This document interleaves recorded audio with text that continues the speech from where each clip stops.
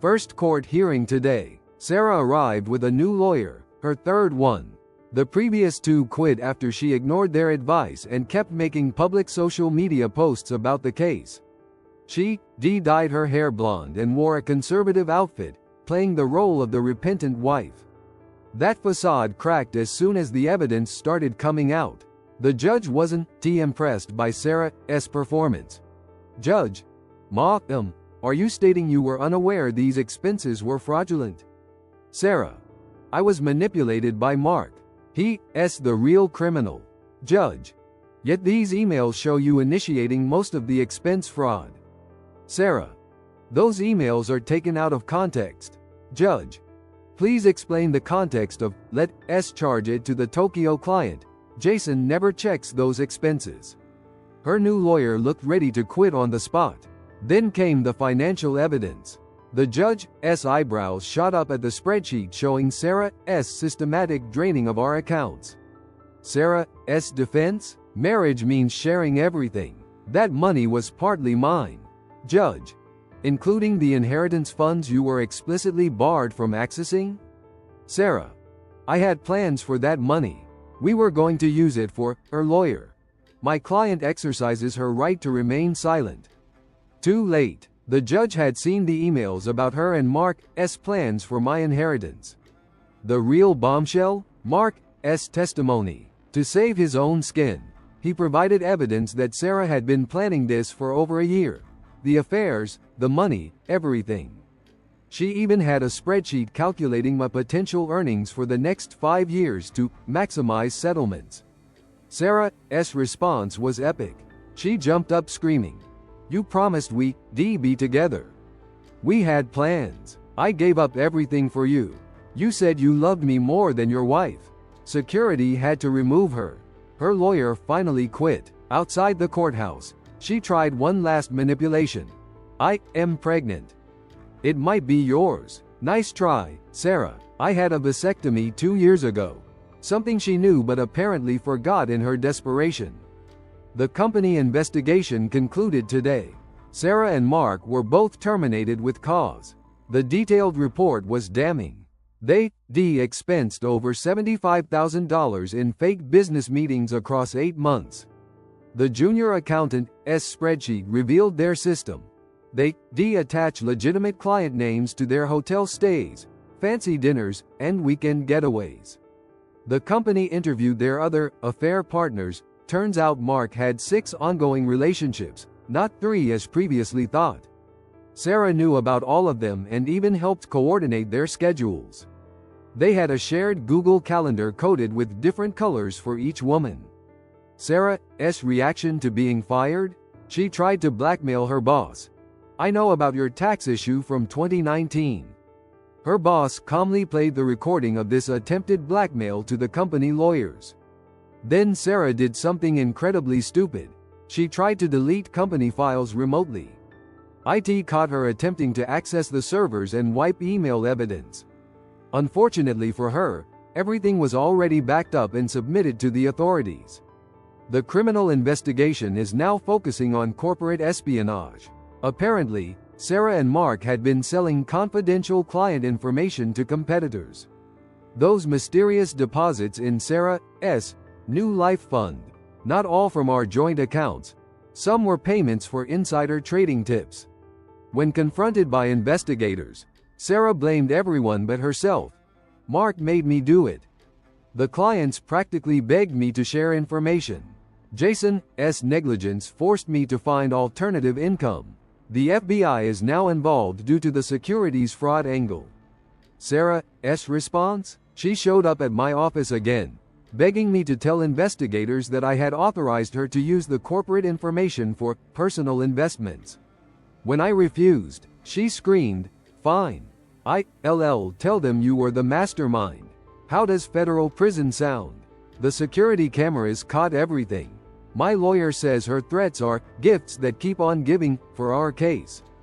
Sarah hit rock bottom this week, then somehow managed to keep digging. She got evicted from her extended stay hotel after her credit cards were declined. Instead of accepting her parents' offer of help, which came with conditions about therapy and taking responsibility. She showed up at Mark's house at 2 a.m. Mark's wife recorded the whole thing on their security cameras. Sarah was screaming that he promised to leave his wife, that they were supposed to start a new life together. Mark's response? He called the police and denied ever loving her, claiming she was just an easy target for some fun. Sarah's meltdown went viral after she live-streamed herself in the back of the police car, ranting about how all men are liars, and how she was going to expose everyone's secrets. She even admitted to more corporate theft, apparently forgetting that live streams can be used as evidence. The next day, she created fake social media accounts pretending to be Mark's other affair partners, trying to stir up drama. She forgot that IP addresses can be traced. Another charge for the growing list. Her new rock bottom? She tried to break into our house to reclaim her belongings. The security system caught her attempting to climb through a window at 3 a.m. When police arrived, she claimed she lived there and I was the intruder. The officers, already familiar with her from previous incidents, weren't amused. The body cam footage of her arrest shows her screaming. None of this would have happened if Jason had just been a better husband. He forced me to find love elsewhere. He made me steal that money. She's being held for psychiatric evaluation. Her parents finally filed a restraining order after she threatened to burn down their house for betraying her. Mark, meanwhile, took a plea deal and is testifying against her in both the criminal and civil cases. Sarah was released from psychiatric hold only to face criminal charges. The DA's office is pursuing corporate fraud, wire fraud, insider trading, identity theft. She used my info to open credit cards, breaking and entering. Cyberstalking. Her defense? Temporary insanity due to workplace harassment. She claims Mark psychologically manipulated her into everything. The prosecution has emails proving she initiated most schemes. During arraignment, she tried a new strategy, claiming she had evidence of corporate misconduct by everyone involved. The judge wasn't impressed. Judge, do you have this evidence? Sarah, I will once I get access to the company's servers again. Her court-appointed lawyer, my client pleads not guilty. Sarah, no, I want to tell them about Jason's tax fraud. Judge, what tax fraud? Sarah, the fraud I am going to prove he committed. The FBI interviewed me about her tax fraud claims. Showed them my records, everything clean. Sarah's accusations were completely fabricated. Her latest scheme? She contacted a tabloid website offering to tell all about corporate corruption. They declined after their fact-checkers found her claims baseless. Mark's plea deal revealed more. Sarah had approached him initially, suggesting they could help each other advance through insider trading. The affairs were her way of ensuring his cooperation. The prosecutor offered her a deal, 5 years with possibility of parole. Her response? I'd rather die than admit guilt. She's facing up to 20 years now. Trial started. Sarah fired her court-appointed lawyer and decided to represent herself. Big mistake. Day 1. She tried entering Mark's love letters as evidence of his manipulation. The prosecution countered with her emails planning the fraud schemes before she ever met Mark. Day 2. She called her best friend Jenny as a character witness. Jenny testified about Sarah bragging about manipulating both Mark and me. Sarah screamed, "Traitor," and got warned by the judge. Day 3. She attempted to paint herself as a victim of corporate culture. The prosecution played her livestream confession from the police car. The defining moment came when she cross-examined Mark. Sarah, you promised we'd be together forever. Mark, you knew I was saying the same thing to 5 other women.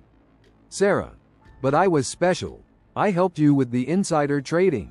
Prosecutor, Your Honor, the defendant just confessed to another crime. Sarah's response? She threw a law book at Mark. Security tackled her before it hit him. The jury took 2 hours to reach a verdict. Guilty on all counts. During sentencing, Sarah tried one last play. I am pregnant with twins. Medical examination proved she was lying. Again. Final sentence. 15 years, no possibility of early parole due to her behavior during trial. As they led her away, she screamed, "This is all your fault, Jason. I'll write a book exposing everything." The judge added contempt of court to her charges. Divorce finalized today. The judge granted me everything. The house, all assets, and full restitution for the stolen money. Sarah attended via video from prison, still trying to cause chaos. Her latest prison antics. Tried organizing other inmates to invest in a foolproof business scheme. Got caught trying to hack the prison email system. Started a prison blog calling herself a political prisoner of corporate America. Prison authorities revoked her internet privileges after she tried soliciting investors for her tell-all book. Mark took his plea deal. 5 years plus testimony against other corporate conspirators.